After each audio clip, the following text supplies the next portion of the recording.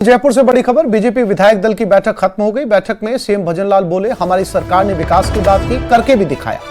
आम जन तक पहुंचाए जन कल्याणकारी योजनाओं का लाभ। राजस्थान विकास की नई ऊंचाइयों को छू रहा है।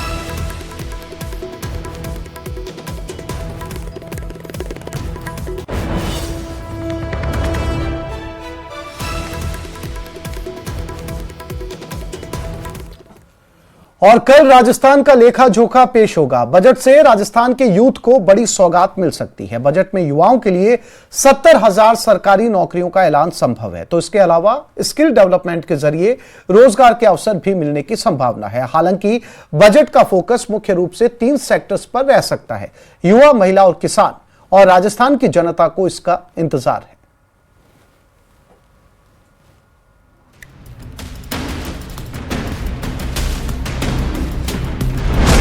वित्त मंत्री ने बजट को दिया अंतिम रूप। राइजिंग राजस्थान के बाद पहला बजट। इस बार कई मास्टर स्ट्रोक घोषणाएं संभव। राजस्थान की वित्त मंत्री दिया कुमारी ने बजट को अंतिम रूप दे दिया। इस दौरान की एक तस्वीर भी सामने आई जिसमें टीम फाइनेंस के साथ दिया कुमारी नजर आ रही हैं। राइजिंग राजस्थान के बाद ये पहला बजट होगा, इसलिए जनता की काफी उम्मीदें हैं। बहुत सारे ऐसे सेक्टर हैं जिनमें राजस्थान सरकार बड़ी घोषणाएं कर सकती है।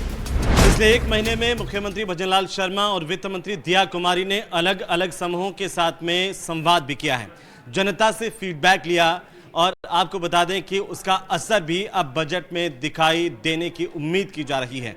अलग अलग सेक्टर्स की कई टीमों ने बजट को लेकर के बहुत सारे सुझाव मुख्यमंत्री तक भी भेजे हैं और उनमें से कई सुझाव बजट में दिखाई दे सकते हैं, जिसको लेकर के खुद दिया कुमारी ने भी इसके संकेत दिए हैं। हमारे माननीय मुख्यमंत्री जी के नेतृत्व में, प्रधानमंत्री जी के आशीर्वाद के साथ ये डबल इंजन की सरकार राजस्थान में जो है वो एक बहुत अच्छा बजट पेश करेगी और सबके लिए सब कुछ है, बहुत कुछ है। उद्यमियों, टैक्स एक्सपर्ट्स और विशेषज्ञों की टीम की माने तो बजट उम्मीदों से बेहतर होगा। सरकार कुछ बड़े मास्टर स्ट्रोक और बड़ी घोषणाएं भी इस बजट में कर सकती है। डबल इंजन की सरकार का इफेक्ट बजट पर दिखाई देने की भी उम्मीद है। किसान, मजदूर, युवा और महिला वर्ग पर फोकस के साथ इंडस्ट्री के लिए भी कुछ बड़ी घोषणाएं की जा सकती है। इनमें आंगनबाड़ी कर्मचारियों के मानदेय में वृद्धि संभव, सस्ती मेडिकल सुविधा को लेकर भी योजना संभव, उद्यमी महिलाओं के लिए योजना में विशेष छूट संभव है, राजस्थानी लोक कलाकारों के लिए कोई योजना की घोषणा होगी, सोलर को बढ़ावा देने के लिए बढ़ सकती है सब्सिडी, खेलों के विकास के लिए भी कई योजनाएं संभव, महंगाई को कम करने पर विशेष फोकस हो सकता है, वन डिस्ट्रिक्ट वन डेस्टिनेशन को दिया जाएगा बढ़ावा, राजस्थान को ग्लोबल एजुकेशन हब बनाने पर जोर होगा, राजस्व बढ़ाने के लिए भी बजट में कुछ खास हो सकता है, राजस्थान में ही रोजगार सृजन पर जोर दिया जाएगा।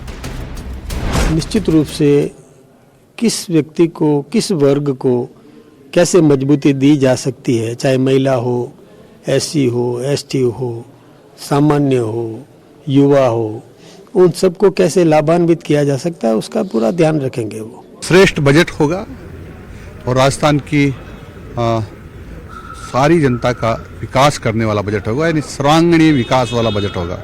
बजट से प्रस्तुत होगा, मुझे उम्मीद हम सब लोग कर रहे हैं आपकी तरह कि अच्छा बजट आएगा, जन कल्याण बजट आएगा और पिछला बजट भी आया था, तो निश्चित रूप से एक अच्छा बजट आने की संभावनाएं सरकार ने बताई है। वहीं राजस्थान के बजट में पहली बार ग्रीन बजट का कॉन्सेप्ट भी देखने को मिल सकता है।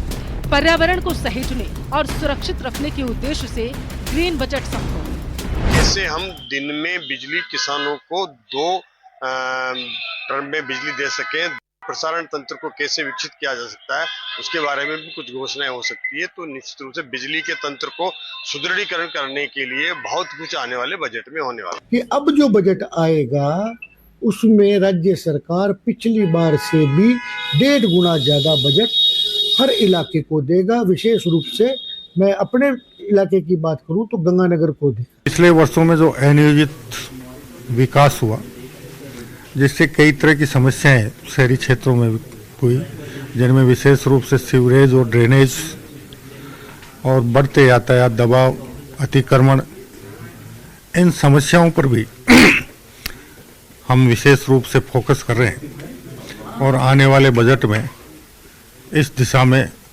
निश्चित रूप से महत्वपूर्ण बजट घोषणाएं होंगी। वहीं फ्री बीज यानी कि बजट में मुफ्त की रेवड़ी बांटने का चलन हो सकता है इस बार खत्म हो जाए, क्योंकि बीजेपी इस कल्चर का विरोध करती आ रही है। Bureau report, news 18 Rajasthan.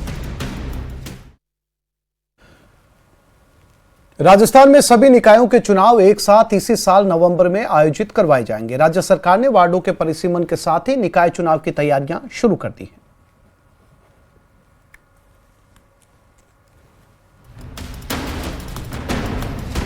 देश के 152 और राजस्थान के 10 नगरीय निकायों में सिटी सर्वे नक्शा की शुरुआत हो गई है। स्वायत्त शासन विभाग मुख्यालय में मंत्री झाबर सिंह खर्रा ने प्रदेश के 10 शहरों के सिटी सर्वे अभियान का शुभारंभ किया।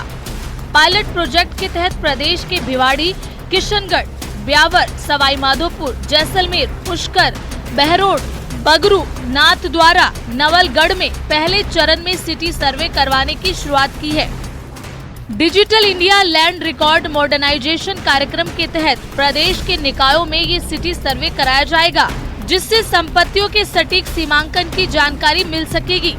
जीआईएस तकनीक के माध्यम से ड्रोन सर्वेक्षण द्वारा डिजिटल मैपिंग करवा भूमि अधिकार अभिलेख का डिजिटलीकरण किया जाएगा, जिससे भूमि संबंधी सूचनाओं को साझा करना और पारदर्शी बनाना आसान होगा।